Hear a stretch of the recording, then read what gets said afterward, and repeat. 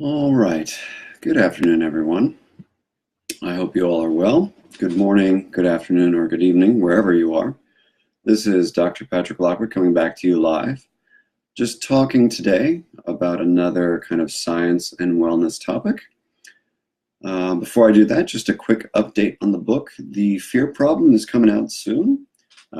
Really exciting. We have the final draft all written up, and the publisher is about to print. So as soon as I get a firm date on printing and delivery, I will let you all know. But we are right there. It is print time. So just be on the lookout for that. I'll post as many updates as I can in time. But again, no real crazy announcement as of yet. Just want to let you know that we are at the point where printing is going to happen. So I've done a lot of talks in the last year or so on different science and health and wellness topics, and it seems like a lot of them are very much a discussion of just basic research concepts, like how does depression really work, or what does anxiety look like in the brain, things like that. And these are all very useful things. I hope you look through my Patreon and find as many of them as possible. It's www.patreon.com/Dr. Patrick Lockwood. And take a look through all of those talks on those different mental health and wellness topics, because they're very useful in terms of trying to understand things in the most intellectually honest way, because you can read an article from the Journal of the American Medical Association, or from the American Psychological Association, or the American Psychiatric Association, or from another research group, and all those articles have some kind of bias and don't really admit it. And all the major organizations like the APA and the AMA have a lot of bias in terms of trying to work with pharmaceutical companies or work with governmental agencies to try and get funding and get notoriety. And that's all crap, in my opinion. And it kind of distorts the science, which is sad. So what I've tried to do for the last year is explain different basic mental health concepts like depression, anxiety, trauma, drug and alcohol use, how they affect the brain, all that stuff in the most perhaps unbiased way that I can. Obviously, working in the addiction treatment world, I have a bit of a bias. Obviously, I see that drug and alcohol use causes problems. Obviously, I see that screwed up parenting produces a lot of negative effects for child, adolescent, and adult mental health. So I have biases that are based upon life experience and readily observable, facts that anyone could see. Child maltreatment never works out well. So what I want to do today, outside of talking about personal biases, research, things like that, is I want to talk about a very concrete way of trying to live a healthier life in terms of your relationships and your self-care habits. And what I want to do is I want to steal, because that's how it works in academia, is we steal from each other. I want to steal from Dr. Dan Siegel over at UCLA. Brilliant guy, is a wonderful integrator of the research, well beyond what I could possibly do. He's a Harvard-trained psychiatrist who's been out at UCLA doing attachment research for a long time and talking on attachment and mindfulness and things of that nature for a long, long time. And over the course of his career, he's developed a number of brilliant books and a number of brilliant articles and done a lot of videos and presentations that are all worth watching. One of the concepts that have come out of his research and his integration of the research is this concept called F.A.C.E.S. So F.A.C.E.S is an acronym. And what he did was he tried to understand what a healthy brain or a healthy mind would look like based upon, fMRI research, neuroscience research, attachment research, all sorts of different things. And this F.A.C.E.S concept is a very, very kind of useful way of looking at what a healthy mind is. And before I explain it, I want to say that I'm not talking about your mind at this point, because that's a very deep and busy kind of subject, and I'm actually writing my second book on that, which my publisher has already asked for. So I'm going to leave the mind for a different time, but for now I want to take his acronym F.A.C.E.S and try and help you to try and kind of organize your life in a little more coherent and a little more of an optimal way using his acronym F.A.C.E.S. So F.A.C.E.S is an acronym for flexible, adaptive, coherent, energized, and stable. These are the 5 facets of a healthy mind, according to Dan Siegel. And all the research that he kind of went through to come up with this acronym, it's pretty thorough, it's pretty intensive. So I don't think there's a lot of disagreement about his 5 concepts of mind well-being. One thing that is worth noting is a healthy brain and a healthy mind don't necessarily correlate to healthy relationships, but they necessarily would if we were looking at relationships from the perspective of they actually influence everything we do, right? So a physically healthy brain in terms of blood, oxygen, glucose, stuff like that, number of neurons, interconnections from top to bottom, integration, all that stuff that Dan talks about, you know, partly has to do with development of the brain throughout the first 25 years of life, and less to do with how we have relationships as adults. But as adults going forward, since most of you watching or listening are over the age of 25, there are things we can do. There are these F.A.C.E.S things we can do in order to have a healthier mind, as well as have a healthier lifestyle specifically. So I want to go through what flexible, adaptive, coherent, energized, and stable means specifically. And if you really want to get a better idea of the brain-mind stuff, you should read Dan Siegel's book, Mindsight. It's where he kind of really explains it for the first time. And it's a really good read. It's a really good understanding of empathy, basically. And, you know, it's not terribly expensive, so it's worth getting if you can. But F.A.C.E.S, real quick, real simple. So flexible. So you can take the Oxford Dictionary definition, or you can take kind of the more neuroscience-informed definition of flexibility in the mind. And basically, you could come up with this definition of flexibility: the tendency to change or loosen one's ways of acting or thinking. That's what flexibility is in terms of the mind and behavior. Another way of looking at flexibility is to call it this: it's the ability to be easily modified, to respond to altered circumstances or conditions in such a way that you don't have to act rigidly in a set time or in a set manner. So an easy example of flexibility would be something like, you know, every Sunday I do this talk at 12 o'clock, whereas if something comes up in my life or something of that nature where I can't be here, I would do it at 12:30 or 1 o'clock and not have to freak out if I had to do it a little bit later. Whereas a more rigid way of responding would be something like, you know, I can't do it any other time but 12 o'clock. And if I do it at a different time, I'll freak out or something bad will happen, right?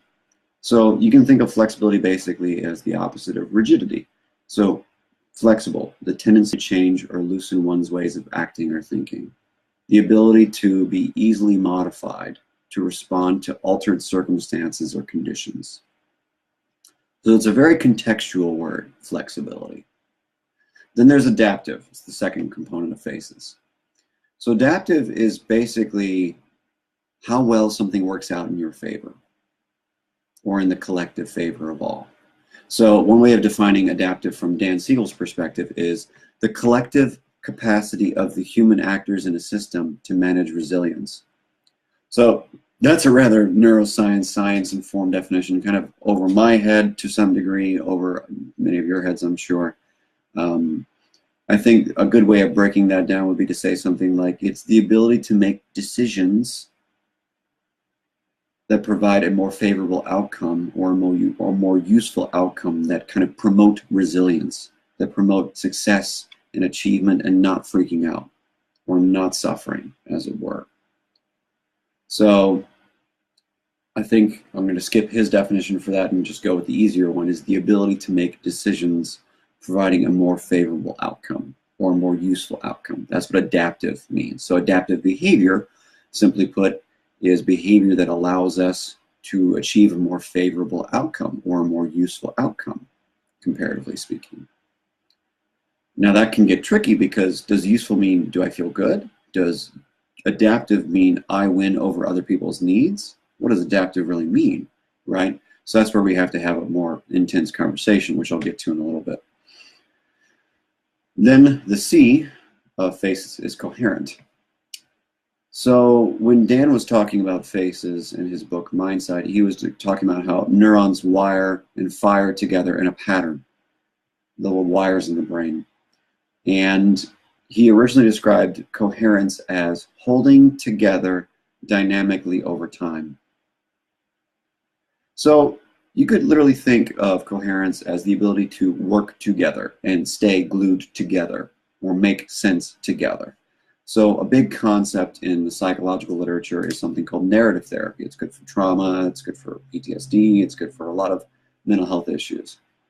And the reason it's so helpful is because what we have found through the research of people like Dan Siegel, Mary Main, Peter Fonagy, John Bowlby, even the early psychoanalysts like Freud and Winnicott and all those people, what we know is that if we have a coherent life story, a story that makes sense, a story that has all the context added into it, a story where we understand the who, what, where, when, and why in a way that actually fits with reality, we tend to feel better, we tend to function better. But if there are chunks missing out of our memory about some event, we tend to not like that. There's an incomplete loop. And our brain doesn't like incomplete. Our brain likes complete. It likes to make sense of things. It's a very left hemisphere, broadly speaking, kind of thing. So coherence in the behavioral sense is, does your behavior, does your interpersonal interaction make sense given the current circumstances? Does it allow for a straightforward understanding of the experience to happen, right? So an easy example of coherence in relationships is if you and I were talking and we were having a conversation about cars, and then all of a sudden we were sitting in a cafe talking about cars, and then all of a sudden a very attractive lady walks by and you start looking away and you go, damn. That ruins coherence. The flow, the reciprocity, how that makes sense in terms of talking about cars doesn't fit. That has nothing to do. If we're in the middle of some discussion about how the new Bentley Continental looks a certain way, and then all of a sudden you go, damn, that has no relevance to what was just said about like the interior or the engine or something like that. It has no relevance whatsoever. So coherent is basically, does it make sense together? Does it fit together? Does it work together? And our behavior in relationships and with regard to ourselves has to make sense, right? This is why for the LGBT community, being out of the closet is such a big deal. Because when you live in the closet, you're not acting in a very coherent way. You're trying to live one way when you feel another way. You're trying to live in a kind of more hiding, shameful way. But in reality, you have a sense of security and a sense of appreciation for your same-sex attraction of some sort or another, right? It just doesn't make sense. So that's a conflict. We don't like conflict. We like things to make sense and operate in a fluid, straightforward way. So the fourth concept of F.A.C.E.S is energized. This can mean a couple of things.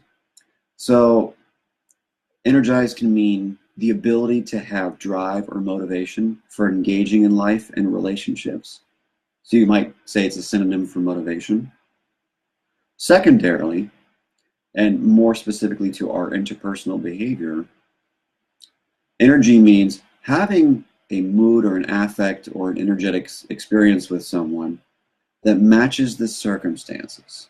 So the example I always use with patients is, your energy has to match with people. And if it doesn't, then you're probably going to be misattuned to each other. So let's say you're at a funeral, very sad, solemn circumstance. It's a very kind of solemn occasion, very quiet, very low energy, not a lot of vivacity there. But imagine you go there high on methamphetamine and you're all tweaked out and you're all energetic and bouncing around and you're losing it. People are going to look at you funny. People are going to be like, why is this person so tweaky? People are going to be very, very confused and feel very disconnected from you because you're so itchy and anxious and paranoid and angry and volatile and, you know, emotionally all over the place in your face, whereas everyone else is just kind of sad. So energy has to match. That's the E of F.A.C.E.S, it's energy in terms of interpersonal behavior. And then finally, the fifth concept is stable. And this just means basically functioning consistently and reliably over a period of time. So being interpersonally stable does not mean being boring. Being reliable does not mean being boring. That doesn't mean you sit at home and you watch the same television show with your wife every night, the exact same episode every night, in order to feel okay. Stable means being generally consistent and generally reliable over a period of time. That means that if you act kind of similarly in one kind of stressful circumstance, you would act kind of similarly in another stressful kind of circumstance. So a good example of being stable over time is, you all have heard me speak for over a year now, and the tone of my voice, the amount roughly that I become excited over things, the clarity with which I speak, these are very reliable things. I'm fairly consistent in the way that I speak. I'm fairly consistent in what I do across most circumstances. Some days I have more energy, some days I have maybe a little more caffeine, you know. Some days I'm just where I'm at, and that's it. But basically, I'm a very similar guy no matter where I go. So that's kind of stability, is being reliable and consistent over a period of time. That doesn't mean I can't get all excited. Like I went on a run earlier, and that was a lot of fun, and it was very energetic and sweating and all that good stuff. And I wasn't anything like how calm I am right now. So stable just means consistent and reliable over a period of time. It doesn't mean boring. It doesn't mean doing the exact same thing over and over again. You're never going to hear me advocate for the Catholic Mass way of doing things because that just doesn't seem to work, Catholicism. So, why F.A.C.E.S? Okay, so why am I talking about Dan's brain concept in terms of relationships and behavior?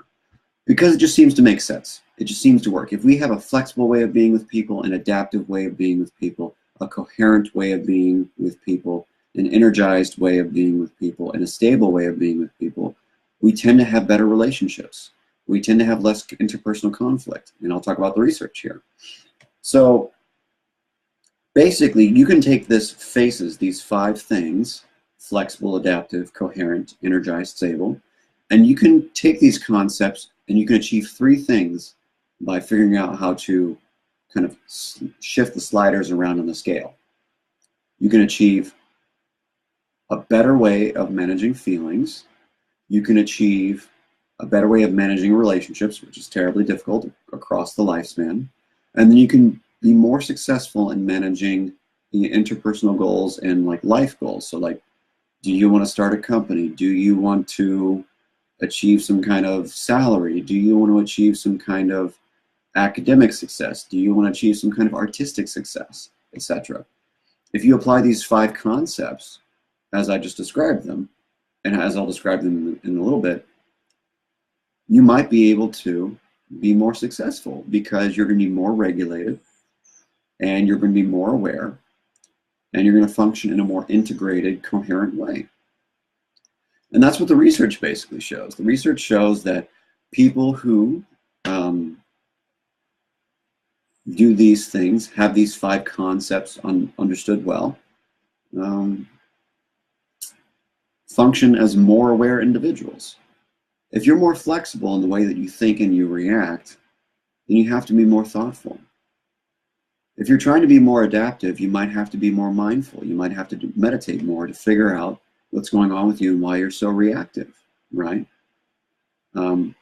So being integrated, being coherent, for instance, according to the research, is really important because most people feel pretty chaotic. I imagine on the average, you all might feel some sense of anxiety or irritability or discontent. That's kind of chaotic, especially if you're not quite sure who you are. And if you're younger, if you're under the age of, let's say, 40, for instance, you still don't know who the hell you are. I'm 30, I don't know who the hell I am. I'm not going to assume or pretend that I do. I have some ideas of things that make me happy, some things that make me excited, some things that make me curious. I have some ideas about who I am as a person, but I don't really know, and I'm not going to pretend. So if we feel chaotic, we might want to try to be more F.A.C.E.S. We might want to try to be more coherent. We might want to try things that are more adaptive to manage the internal chaos. And when we feel more whole or complete, we understand ourselves better and we react less to life circumstances. That's what the research shows. That's what Freud was talking about. That's what Kohut talks about. All those things. According to the research, if we're more coherent, if we're trying to be more energized, we tend to react more favorably to life stressors. So for instance, a trait like being stable, the personality trait stability, predicts things like job performance, overall health, lifespan in general, so you can actually get a few more years out of your life if you have a more stable way of being. And it also kind of predicts relationship satisfaction. So if you go back to my Big Five talk, which was not the best recording, which I apologize for, I talked about how people who are high in conscientiousness, high on openness, tend to have better relationships. And that means they're more stable as a general rule. Moreover, having a stable set of parents, for instance, according to the research, and stable parents simply means consistently available, both physically and emotionally, and reliably nurturing as needed. Not overly nurturing, just being responsive emotionally when things are going on. So parents who are reliably stable allow us to have healthy attachment, which is correlated to mental health outcomes, which is correlated to higher IQ, which is correlated to better educational outcomes in childhood and adolescence. And then the research also shows that having emotionally unstable or interpersonally unstable parents is highly correlated with a trauma. It's highly correlated with an insecure attachment, highly correlated with mental health issues in adolescence and childhood, and many, many more negative outcomes. So let's talk about the concept of adaptive in the research. So adaptive is kind of a textbook word for does it work out better, right? So adaptive behaviors, things like negotiating in relationships as opposed to saying it has to go my way, or being more reasonable, trying to reason through things, or talk through things, not exploding. It's a good example of adaptive behavior. Being angry but not having to lose it to prove a point. That's an adaptive behavior. It's correlated with better relationship satisfaction in the research. It's interesting. Coherent is a very important one in terms of the research because if you look at how the brain is built, according to Dan's theories and Dan's research and Dan's work, if everything wires together in a way that's fluid and synchronous, in a way that makes sense, as in how the brain is designed, then our self-understanding increases, our self-reflective capacity increases, and then our self-other understanding, our interpersonal understanding increases, which is a huge component of how we make sense in relationships and operate in relationships. If we don't understand ourselves, how in the world can we understand other people, right? So if you don't have a coherent sense of who you are, a coherent sense of how your life has worked out, how in the world can you understand someone else's experience? If your mirror is dirty, if your internal mirror is dirty, and you try and look at it all the time, how in the world can someone else look at themselves through you, right? I work with a lot of kind of early career psychologists and even some people who want to be psychologists, and they always ask, like, you know, what do I need to do? Because I really want to help people and blah, blah, blah, blah, blah, which is great. And I said, well, how well do you know yourself? Because if you understand yourself very well, if you understand how your parenting experiences and your school experiences and all sorts of other things have affected the way you see the world, then you actually can help people. But if you don't understand who you are, you cannot help people. And I'm sure people like Sam Harris, Jordan Peterson, and all these other people in this world of psychology would hopefully agree. I don't know. I could be wrong. You know, Paul Bloom wrote the book Against Empathy. Okay. And this idea of being coherent, being self-aware and self-understood, this is not new. I mean, this is stuff that great Stoics like Marcus Aurelius talked about hundreds of thousands of years ago, just thousands of years ago. This is stuff that, you know, brilliant philosophers, people who are much smarter than me have been talking about for much longer than I'll ever be alive. And it just needs to be reinforced that we need to try and understand ourselves better. And then we can understand other people better, make sense of things, work together. So, I guess I have a lot more little stuff to say, but I don't think it's worth saying at this point. So, what I would encourage you to think about is how you can be more F.A.C.E.S, how you can be more flexible, adaptive, coherent, energized, and stable. So I have some notes here about things that might be useful for you in terms of, you know, kind of bumping up your ability to be these 5 things if need be. So again, flexible is not being a doormat. Flexible doesn't mean being so bendable that you fall apart, because if you're too much of a doormat, you get walked all over. If you're too flexible, people don't take you seriously. So it's Goldilocks and the 3 bears. How flexible do you need to be in a given circumstance, right? So good tips or tools for being more flexible are things like critical thinking exercises, Socratic questioning. What's my proof for what I think? Mindfulness behaviors like meditation. And then a third way to be more flexible, especially in relationships, is to do something called perspective taking. So you're in a relationship with someone, they say something you don't like, it makes you angry, it makes you want to lash out. So a more flexible way of responding would be, okay, I'm angry. Why is what they said the thing that makes me angry? What's going on inside them that make them say that? As opposed to, I'm so angry I deserve to lash out at them, and just focusing on yourself, right? So that's flexible, just some easy tips. To become more adaptive, we need to try and do more healthy behaviors in an incremental way. And I mean that very almost literally, because all the research shows, and I've talked about this before, especially in my talk on motivation,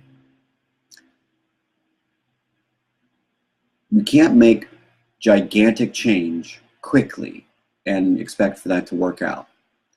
If we make small changes and we keep growing and growing and growing and growing and growing, so let's say eating behavior. Let's say you have this fast food diet, which is really bad for you, according to research and blah, blah, blah, and you want to start eating better. It doesn't make sense to just magically stop all of it at once, because it's very kind of rewarding food, and it's going to be very, very difficult to just stop it all at once. So in order to sustain a behavior change, there's all sorts of research I could talk about this, we should do small adaptive switches in our diet. So maybe replace one fast food meal a day with something more healthy, more vegetables or more lean meat or something like that, a salad, right? And just try one salad a day and see how that works, or one salad a couple times a week, and then increase it as you can tolerate more, right? So that's how we can do more adaptive things. And you can apply that incremental change concept to anything, whether it's exercise, diet, how we manage conflict in relationships, just keep trying every time. Any lifestyle behavior you want to change. For coherent, we typically struggle in one of 2 ways with regard to ourselves. We either have a stance, a mental mindset that is like, our past relationships don't affect us. I don't know why we have to think about them. I hear this from some people. Why do I have to think about my past? And then a month or 2 later, after doing therapy with me, they're like, yeah, I guess I should be talking about my past. It seems to really mess me up. And this is what Dan would call dismissive attachment and all that stuff, which I'm not here to talk about because I've been there before. So people with a dismissing stance towards relationships and attachment tend to have, a difficulty retrieving self-details over the lifespan. Understanding and making sense of things because they just don't remember them. Or they don't remember the context of things. They might remember some facts, but they don't remember the emotions and the reasons why and all sorts of things. This is roughly 25% of the population that are kind of dismissive towards their self-understanding. Then there are people who are unfortunately hyper-aware. This is about 15% of the population, who are hyper-aware of how their past has affected them, and they are very incoherent. They are very kind of unaware or disintegrated in how they understand things. So they might have some intrusive memories, they might have some PTSD, they might have some sense that things don't make sense, they might understand the context of one thing but not the facts of another, etc. And things are just all over the place. So how we rectify the either dismissive approach to things or the ambivalent approach to things is just acknowledge that past harms, past hurts, things that have happened exist. Just acknowledge it. Yeah, this time I was yelled at by mom really didn't make me feel good. I really didn't know how to deal with that. Another thing you can do is you can meditate on different life experiences and see if you can kind of be more emotionally aware in those moments about those feelings and those experiences. You can do journaling. For a dismissive stance, you can try journaling and get that left brain engaged and then try and add emotional content as you journal. That's what we call narrative therapy. If you're more on the incoherent narrative, intrusive side of things, not dismissive, you need people to help you make sense of things. Talk to a therapist, talk to friends who are more stable than you, and have them reflect what they hear when you talk about your past in terms of what makes sense, what doesn't make sense, what might be you overreacting or not. Meditation is always helpful. Narrative therapy, journaling is always helpful to help things make more sense. Again, it activates left brain stuff because it's writing, so it allows us to be more calm, which is great. And you just have to acknowledge that your overreactivity is a bit of a problem there. And another way to be more coherent in relationships is to implement Grice's maxims for speech. You should look up Paul Grice, his maxims, G-R-I-C-E. I think it's Grice or Grice, I don't know. And I think they're brilliant, a great way of understanding how to speak more coherently and articulately. So they are quantity, quality, relevance, and matter. So if you have a very kind of dismissive stance, you speak probably enough. You probably don't speak in a very emotional way, so quality is kind of a problem. You probably speak in a fairly relevant way, though you might leave out emotional details. And you might speak in a more matter-of-fact kind of way, which is not as fun to talk to. If you're more intrusive and ambivalent in your incoherence, then you might want to try saying less, because you're probably going to say too much. You might want to try and stay to the topic at hand as opposed to going down tangents, things like that. So fourth thing, energized, ways we can be better energized.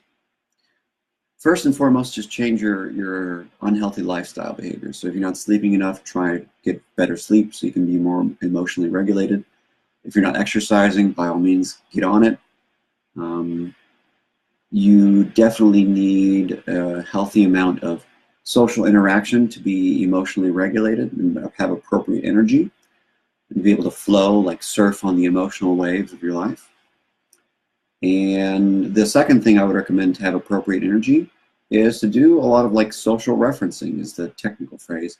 Look around at the people that are with you. You might be all worked up in your head and saying things, but if the world around you is not paying attention, maybe your energy is off. If the world around you is freaking out and you're all calm, what's going on with your energy there, right? And then finally, for stable. Basically, the cure for people who don't feel very stable, and if any of you are like this, I would suggest seeking help. We need to cope better and develop healthier grounding relationships, which is a big task. It's a tall order.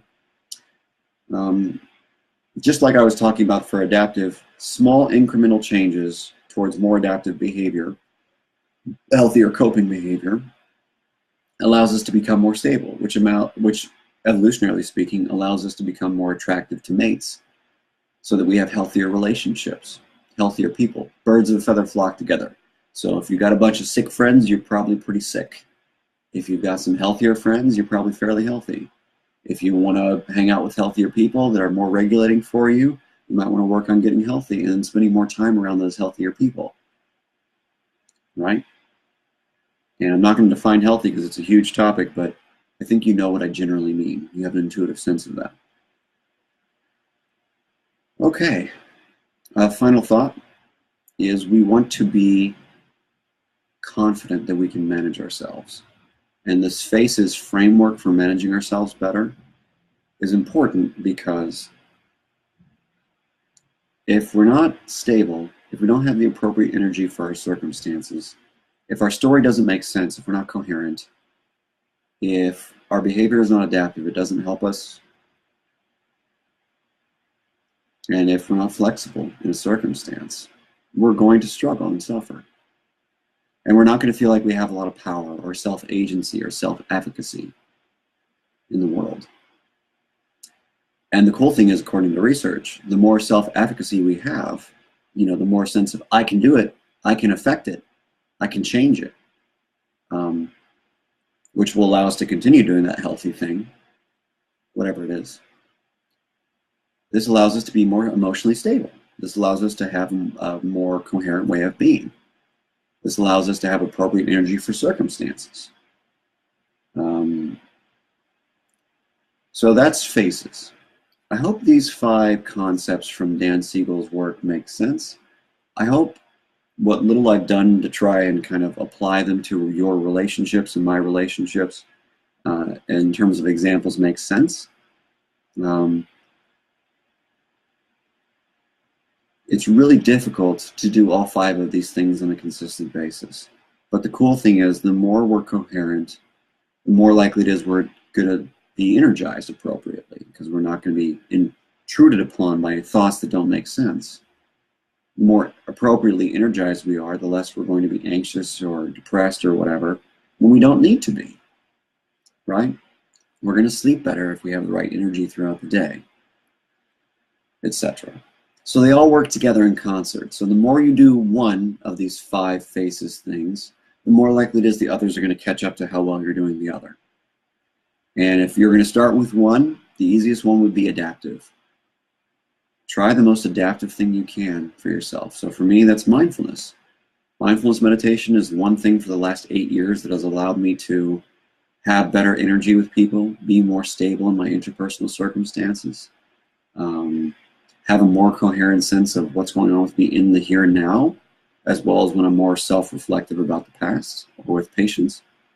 And it allows me to be more flexible with people as opposed to more reactive with people.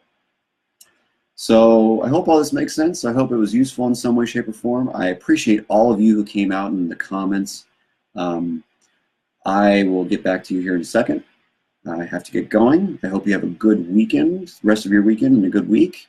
And I will be back in 2 weeks, hopefully with a print date about my book.